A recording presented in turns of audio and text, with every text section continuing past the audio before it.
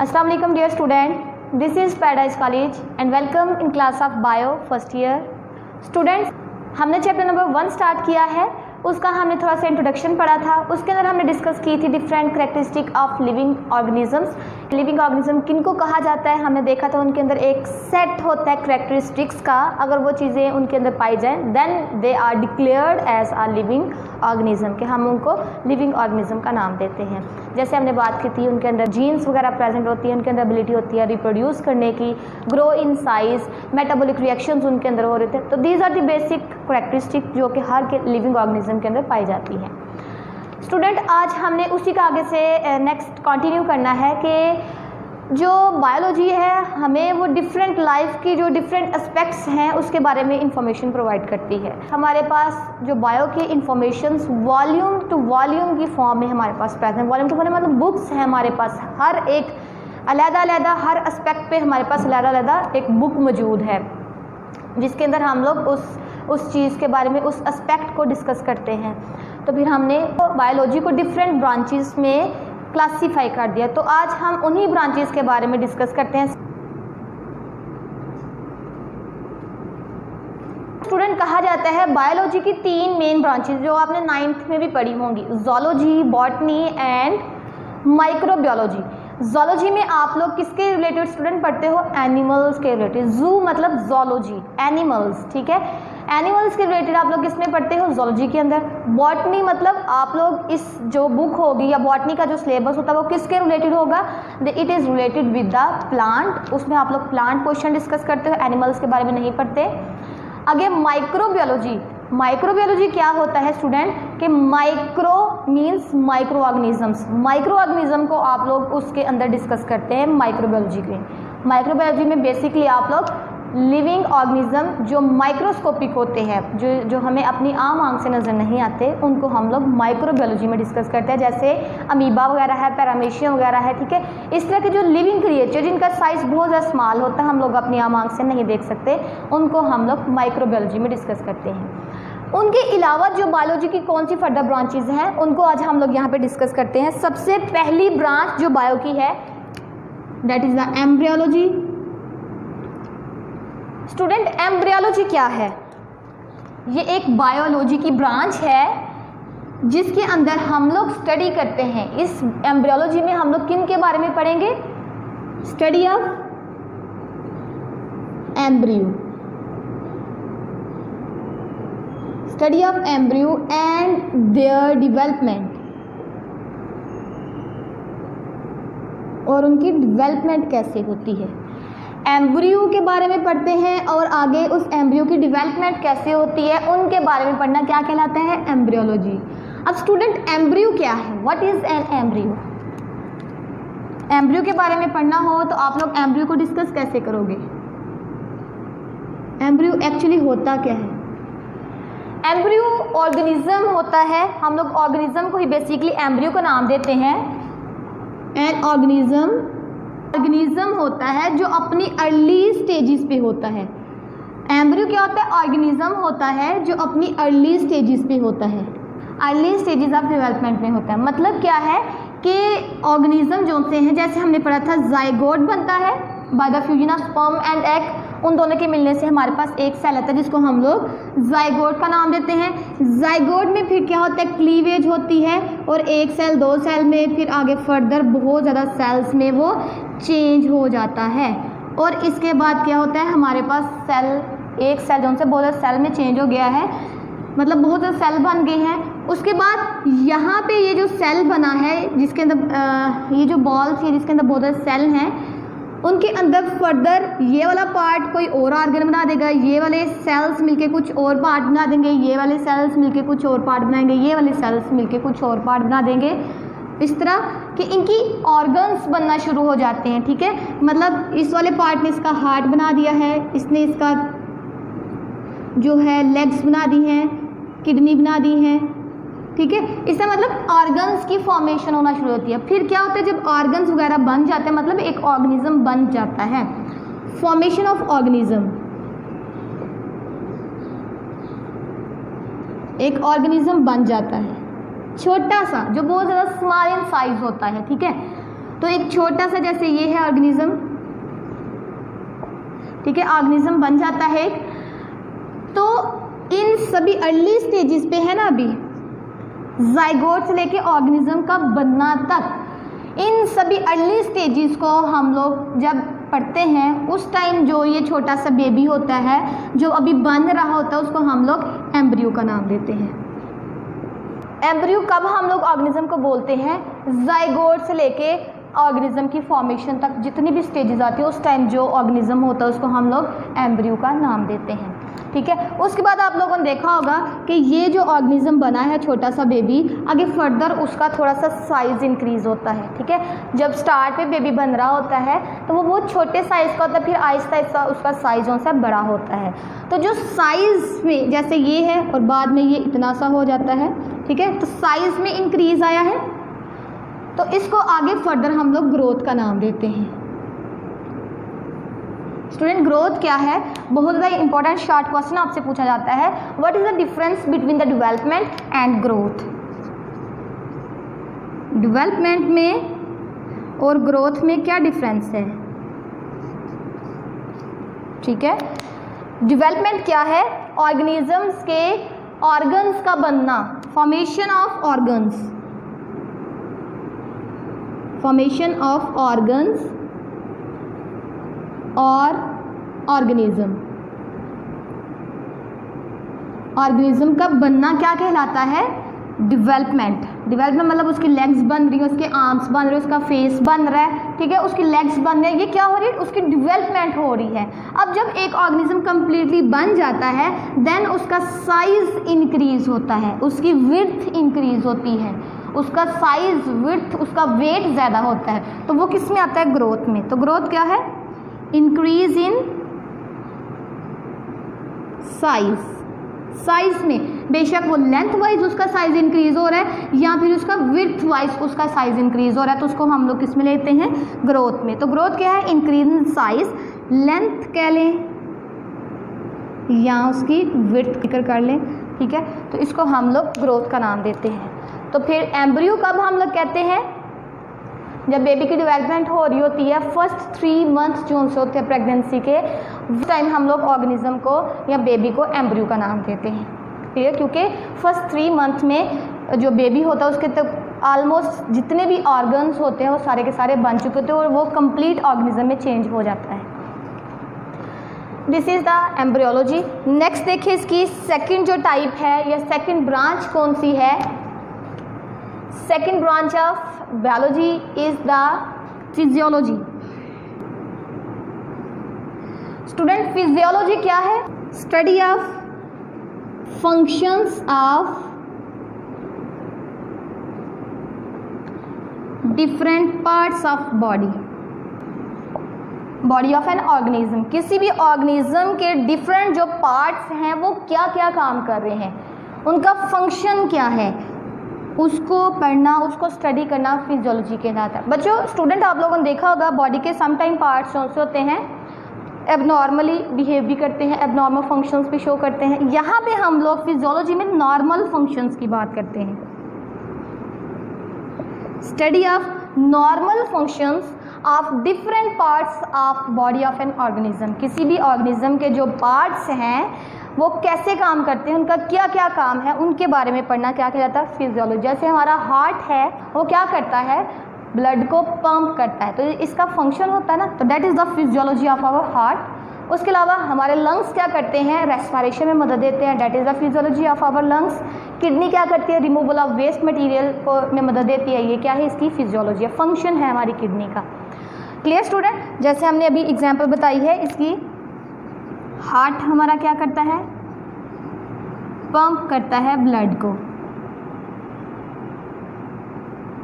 तो पंप करना that is the function of our heart, तो that is the physiology of our heart. इसका काम क्या होता है, ठीक है। तो फिजियोलॉजी में हम लोग क्या डिस्कस करते हैं? फिर डिफरेंट पार्ट्स जो होते हैं उनका फंक्शन क्या होता है उसके बारे में स्टडी करते हैं। नेक्स्ट जो इसकी है मॉर्फोलॉजी।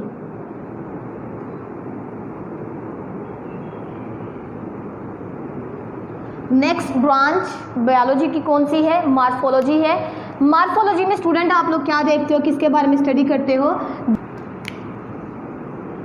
मॉर्फोलॉजी, स्ट्रक्चर, फॉर्म, शक्लो सूरत, ठीक है। तो study of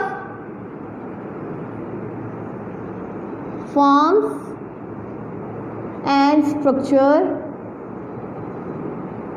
of different parts of an organism और ऑर्गेनिज्म, किसी भी ऑर्गेनिज्म के स्ट्रक्चर के बारे में पढ़ना या उसकी शक्ल सूरत साख्त के बारे में पढ़ना। मॉर्फोलॉजी क्या है फिर स्टूडेंट, कि ऑर्गेनिजम्स की शक्ल सूरत और उसकी साख्त के बारे में स्टडी करना मॉर्फोलॉजी कहलाता है। किसी भी उसके पार्ट्स की बात कर लें या पूरे के पूरे ऑर्गेनिज्म की शक्ल सूरत के बारे में पढ़ना कि वो कैसा दिखता है, उसके अंदर क्या चीज़ें हैं, उसके बाहर कैसी हैं, वो सारा का सारा, ठीक है। मॉर्फोलॉजी में क्या है कि उसकी ऑर्गेनिज्म की अपीयरेंस कैसी है,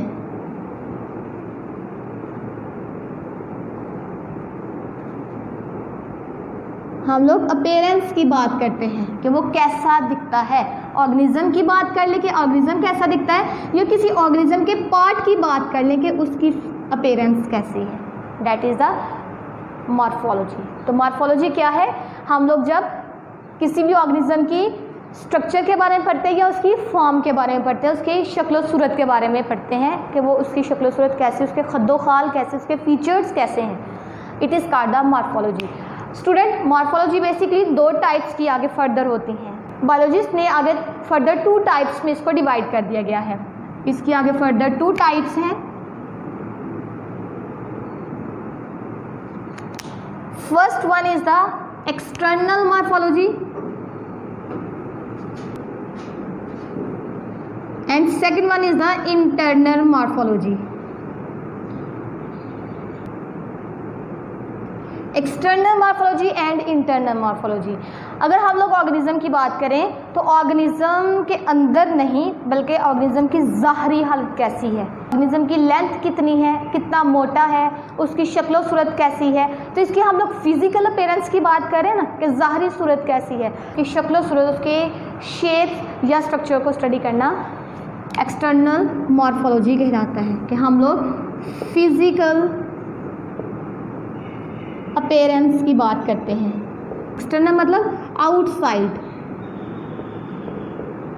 ऑर्गेनिज्म बाहर से कैसा दिखता है, ठीक है, तो उसकी एक्सटर्नल मॉर्फोलॉजी कहलाती है। उसकी शेप कैसी, उसका फेस कैसा है, उसकी बॉडी स्ट्रक्चर कैसी है, ठीक है, ये सारी की सारी चीज़ें हम लोग एक्सटर्नल मॉर्फोलॉजी के अंदर डिस्कस करते हैं।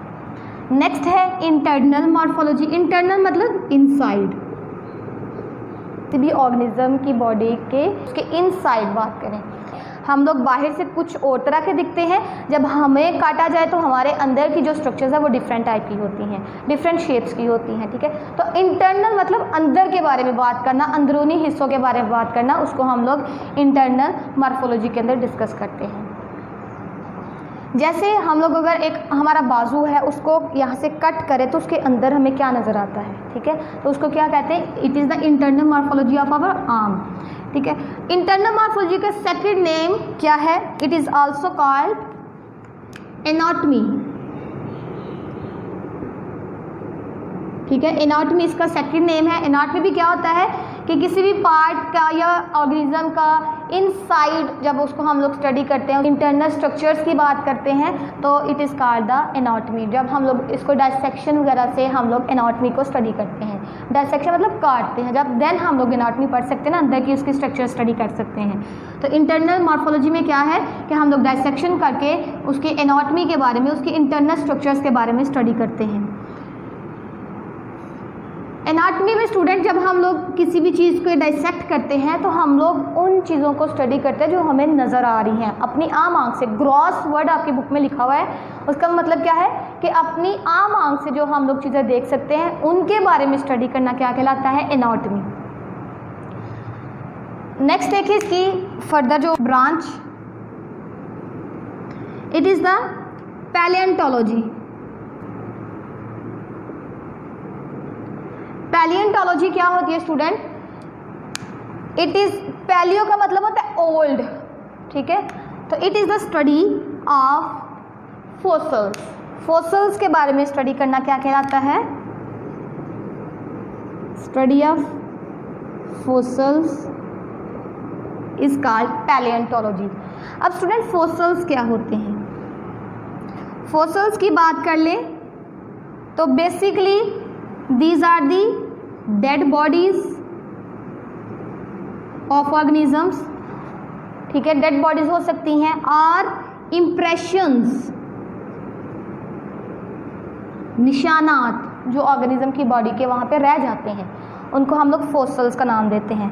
अब हम लोग फॉसिल्स क्यों पढ़ते हैं या डेड बॉडीज़ को क्यों स्टडी करते हैं, ताकि क्या कर सके, हमें इंफॉर्मेशन मिल सके उन एनिमल्स के रिलेटेड, कि अगर पास्ट में कोई ऑर्गेनिज्म मौजूद था, अगर उसकी हमें डेड बॉडी मिल जाए या उसके इम्प्रेशन मिल जाए, निशानात मिल जाए, तो हम लोग बता सकते हैं कि पास्ट में जो ये ऑर्गेनिज्म था उसकी शेप कैसी थी, उसका बॉडी स्ट्रक्चर कैसा था, और ये ऑर्गेनिज्म किस ऑर्गेनिज्म के साथ रिजेंबल कर रहा था, ठीक है। तो हम लोग फिर फॉसिल्स की स्टडी करते हैं।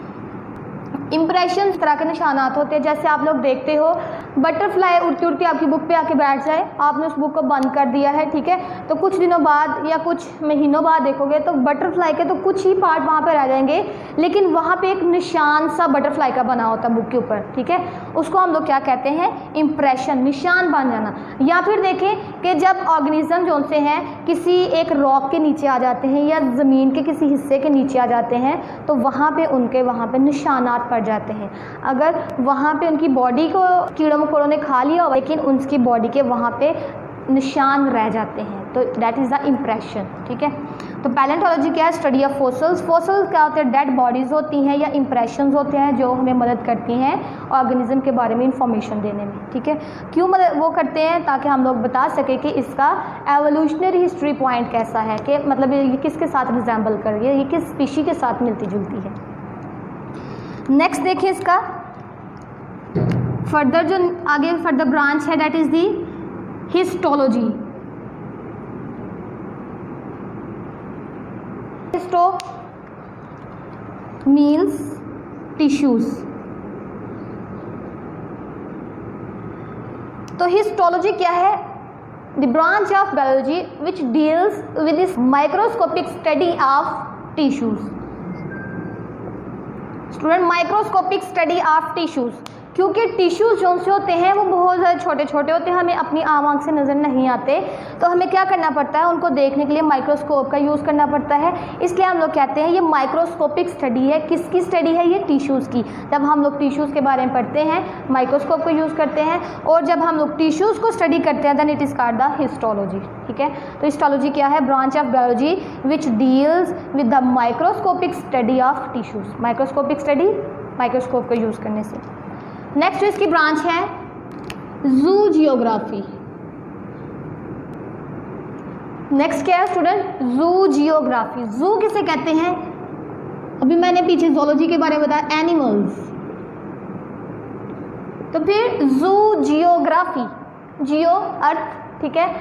तो इसकी फिर डेफिनेशन क्या होगी, ये भी एक ब्रांच है बायोलॉजी की, जिसमें हम लोग देखते हैं कि ऑर्गेनिज्म ज़मीन पर किस हिस्से में पाए जाते हैं, distribution of organism in different part of our earth, और वहाँ पे क्यों पाए जाते हैं, कॉजेज ऑफ देयर डिस्ट्रीब्यूशन। कैसे फिर इसको डिफाइन करेंगे, it is a branch of biology which deals with the study of animal distribution in different parts of world या अर्थ। एनिमल्स को क्यों तकसीम किया गया है ज़मीन के मुख्तलिफ हिस्सों पे, कि मतलब ऑर्गेनिज्म, कुछ ऑर्गेनिज्म जो से होते हैं ड्राई एरियाज़ में रहते हैं, कुछ ऑर्गेनिज्म जो से होते हैं वो बहुत ज़्यादा मॉइस्ट एरिया में रहना पसंद करते हैं। तो एनिमल्स क्यों उन जगहों पे पाए जाते हैं, उन अर्थ के वो पार्ट्स पे क्यों पाए जाते हैं, उसकी रीज़न क्या है, उसके हम लोग जू जियोग्राफी के अंदर हम लोग उसके काजेज़ भी पढ़ते हैं, why they are distributed on that part of our earth, ठीक है। काजेज़ को भी स्टडी करते हैं। जैसे हम लोग कहें कि बर्फानी रीच जो सा होता है, बर्फानी इलाकों में क्यों पाया जाता है, ठीक है, हमारे जो एरियाज़ है वहाँ पे क्यों नहीं पाया जाता, इसकी भी एक रीज़न है, क्योंकि पहली बात कि वो उस टेम्परेचर को टॉलरेट कर सकता है, उसकी बॉडी के ऊपर एक मोटी सी स्किन की तह होती है, एक लेयर होती है फैट की, या स्किन उसकी बहुत ज़्यादा थिक होती है, उसके ऊपर फर होते हैं जो उसको उस इन्वायरमेंट में ज़िंदा रहने में मदद देते हैं, ठीक है। तो थिक उसकी कोट होने की वजह से वो जो बर्फ़ानी रीच है वो उस इलाके में पाया जाता है, बाकी कहीं पे भी नहीं पाया जाता, ड्राई एरियाज़ में वो नहीं पाया जाता।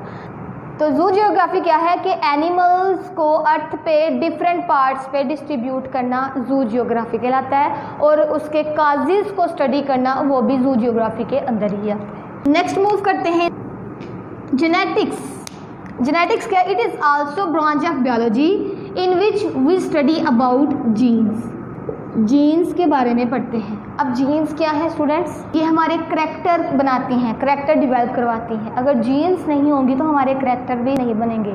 क्यों? क्योंकि जीन्स ने ऑर्डर देना होता है, ठीक है। इनके ऊपर इंफॉर्मेशन इनके पास होती है, जिसकी वजह से जिस टाइप के करैक्टर बनाने हैं उस टाइप की इन्फॉर्मेशन इनके पास होती है कि कौन सा करैक्टर बना, कौन सा आई कलर होगा, कौन सा हेयर कलर होगा, कौन सा स्किन कलर होगा, डिफरेंट टाइप कौन सी प्रोटीन बनी है, वो सारी इन्फॉर्मेशन इनके पास होती है, ठीक है। तो स्टडी ऑफ जीन्स, जीन्स कैसे काम करते हैं? तो जीन्स बेसिकली आगे नेक्स्ट जनरेशन में भी मूव करते हैं ना, क्रोमोसोम पे ऊपर जीन्स मौजूद होते हैं। जीन्स जो सी हैं ट्रांसमिट होती हैं, मतलब आगे ट्रांसफ़र होती हैं from parents to offspring, parents से ऑफस्प्रिंग में जाती हैं। जैसे आपने देखा होगा आई कलर पेरेंट्स का, अगर किसी का एक का ब्लू है तो उसके चाइल्ड में उसका ब्लू कलर होता है। अगर फादर का ब्राउनिश है तो मे भी उसके किसी एक चाइल्ड का भी ब्राउन कलर हो, ठीक है। तो वो किसकी वजह से इंफॉर्मेशन आई है? उसके पेरेंट्स से आई है। तो मतलब जीन्स जो से आगे नेक्स्ट जनरेशन में भी ट्रांसफ़र होती हैं, और जीन्स को फिर कहा जाता है it is the hereditary material, ठीक है। तो heredity, first of all heredity material क्या होता है? विरासती मादा, ठीक है, वर्षा जो नेक्स्ट जनरेशन में मूव कर सकता है। तो जीन्स नेक्स्ट जनरेशन में जा रही है, so that it is the heredity material, मतलब पेरेंट्स से ऑफस्प्रिंग में जा रही है। ट्रांसमिट कहाँ से हो रही हैं? पेरेंट्स से ऑफस्प्रिंग में, ठीक है। तो पहली बात जेनेटिक्स में हम लोग जीन्स को स्टडी करते हैं कि कौन सी जीन्स कौन सा करैक्टर वगैरह डेवलप करवा रही है। उसके बाद इसका मैकेनिज्म भी स्टडी करते हैं कि कैसे how it is transferred from parents to offspring, ठीक है। तो मैकेनिज्म को भी हम लोग इसमें देखते हैं, मैकेनिज्म ऑफ ट्रांसमिशन। दो बातें इसमें डिस्कस करते हैं। पहली स्टडी करते हैं जीन्स की, सेकंड के ये जो उनसे हैं जो जीन्स हैं पेरेंट्स से ऑफस्प्रिंग में कैसे ट्रांसफ़र हो रहे हैं, इन सब की स्टडी को हम लोग जेनेटिक्स में डिस्कस करते हैं, इनको जेनेटिक्स का नाम देते हैं। नेक्स्ट है एवोल्यूशन। एवोल्यूशन स्टूडेंट क्या है? ये भी बायोलॉजी की एक ब्रांच है जिसमें हम लोग स्टडी करते हैं कि जो मौजूदा ऑर्गेनिज्म होते हैं, न्यूज़ जो हमारी स्पीशीज़ हैं, डिफरेंट ऑर्गेनिज्म जो उनसे हैं वो कहाँ से आए हैं।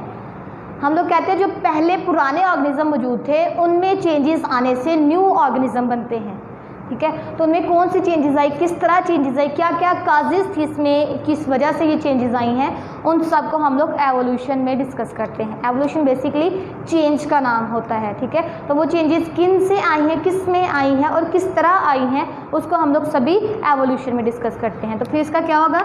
जो ऑर्गेनिजम्स होते हैं हम लोग ये सोचते हैं या कहते हैं कि वो अर्लियर ऑर्गेनिज्म से ही ओरिजिनेट हुए हैं, कि अर्लियर जो पहले पुराने, अर्लियर मतलब ओल्ड ऑर्गेनिजम्स थे, उनमें चेंज आया तो हमारे पास न्यू ऑर्गेनिजम्स बने हैं। तो वो चेंज कैसे आया, क्यों आया, वो सारा का सारा हम लोग एवोल्यूशन में डिस्कस करते हैं। Clear student? मतलब हम लोग इसमें हिस्ट्री देखते हैं ऑर्गेनिजम्स की। जैसे हम लोग कहते हैं सबसे पहला ऑर्गेनिज्म बैक्टीरिया बना था, उसमें आगे फर्दर चेंज आता गया तो न्यू स्पीशीज़ बनती गई, तो वो एवोल्यूशन में आती है। नेक्स्ट क्या है students? Aquatic biology. Aquatic biology, aquatic word निकला हुआ है एक्वा से। एक्वा क्या है? जिसको हम लोग वाटर का नाम देते हैं। तो एक्वेटिक बायोलॉजी बेसिकली क्या है? बायोलॉजी ऐसे लिविंग ऑर्गेनिज्म जो पानी के अंदर पाए जाते हैं उनके बारे में स्टडी करना एक्वेटिक बायोलॉजी कहलाता है। Study of life in water is called aquatic biology. आप लोग को स्टूडेंट पता है जो वाटर होता है वो 2 टाइप्स का होता है, एक होता है फ्रेश वाटर और दूसरा होता है मैरीन वाटर। इसी की बेस पे फर्दर इसको क्लासिफाई किया गया है, fresh water biology and marine water biology. Fresh water biology and marine water biology. Student fresh water biology क्या होता है? Bio mean life, logy mean study. तो फ्रेश वाटर किसे कहते हैं? जिसमें नमकियात कम होती है और जो फ्लो करता रहता है, ठीक है, फ्लो, ठहरा नहीं होता। तो हम लोग इसके अंदर उन ऑर्गेनिजम्स को पढ़ते हैं जो फ्रेश वाटर में रहते हैं। Study of organisms who live in fresh water, ठीक है, जो फ्रेश वाटर में रहते हैं उन ऑर्गेनिज्म की स्टडी को हम लोग बायोलॉजी का नाम देते हैं। स्टूडेंट इसके अंदर नमकियात मतलब साल्ट कम होते हैं, लेस साल्ट, जिनके अंदर नमकियात कम होते हैं और जो पिया जा सकता है, जो पानी है। मोस्टली हम लोग घरों में अपना फ्रेश वाटर ही यूज़ करते हैं, ठीक है। तो फ्रेश वाटर कौन सा होता है? जो फ्लो करता है, जिसके अंदर लेस वाटर होता है और जिसको हम लोग पी सकते हैं, उसको हम लोग फ्रेश वाटर का नाम देते हैं। तो फ्रेश वाटर में जो ऑर्गेनिज्म रहते हैं उनकी स्टडी को हम लोग फ्रेश वाटर बायोलॉजी का नाम देते हैं। अब स्टूडेंट यहाँ पे लफ्ज़ डिस्कस किया गया है, that is the parameter, physical and chemical parameters.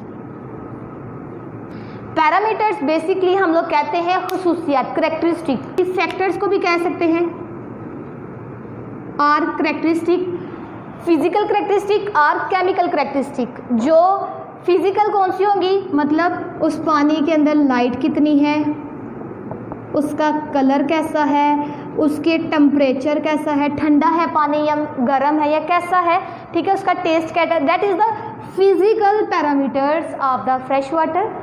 और केमिकल पैरामीटर्स कौन से होंगे? मतलब इनके अंदर कौन कौन से केमिकल्स मौजूद हैं, इनके अंदर साल्ट कितने हैं, इसकी पीएच कितनी है, ठीक है, ये सारी की सारी हम लोग किसके अंदर डिस्कस करते हैं? इसके केमिकल पैरामीटर्स के अंदर। तो कहते हैं वो ज़िंदगी, वो ऑर्गेनिज्म उस पानी के अंदर क्यों है? क्योंकि उसके पैरामीटर, फिजिकल और केमिकल पैरामीटर्स भी उसको सपोर्ट कर रहे हैं। तो उन ऑर्गेनिज्म को उस पानी के अंदर, उस फ्रेश वाटर के अंदर रहने में सपोर्ट कर रहे हैं, मदद दे रहे हैं। तो उन पैरामीटर्स को भी हम लोग फ्रेश वाटर बायोलॉजी के अंदर डिस्कस करते हैं कि कौन कौन से पैरामीटर्स हैं जो इन ऑर्गेनिज्म को फ्रेश वाटर में रहने में मदद देते हैं, ठीक है। These are the physical and chemical parameters. Next कौन सा है? Marine water biology. सबसे पहले हमें मैरीन के बारे में पता होना चाहिए कि मैरीन क्या है। It is a type of water, ये पानी की एक एग्जाम है जो स्टेगनेंट होती हैं। स्टेगनेंट वाटर होता है जिसके अंदर साल्ट की कंसंट्रेशन ज़्यादा होती है, नमकियात, खारापन जिसको आप लोग बोलते हो, जिसको हम लोग पी नहीं सकते, ठीक है। तो उनके अंदर जो ऑर्गेनिज्म रहते हैं उन ऑर्गेनिज्म की स्टडी को हम लोग मैरीन वाटर बायोलॉजी का नाम देते हैं, ठीक है। तो फिर इसको डिफाइन कैसे करेंगे? Study of organism that live in marine water, ठीक है। जो ऑर्गेनिज्म मैरीन वाटर में रहते हैं उनकी स्टडी को हम लोग मैरीन वाटर बायोलॉजी का नाम देते हैं। इसी के साथ साथ जो हमने पीछे बात की है फिजिकल और केमिकल पैरामीटर्स के बारे में भी यहाँ पे हम लोग डिस्कस करते हैं कि वो कौन कौन से पैरामीटर्स हैं जिसकी वजह से ऑर्गेनिज्म इस मैरीन इन्वायरमेंट में रह सकता है। कौन कौन से पैरामीटर, कौन कौन से करैक्टरिस्टिक हैं इस वाटर की जो कि इन ऑर्गेनिज्म को इसमें रहने में मदद दे रही हैं। Clear student? जैसे हम लोग, जैसे मैरीन में कौन रहते हैं? शार्क वगैरह।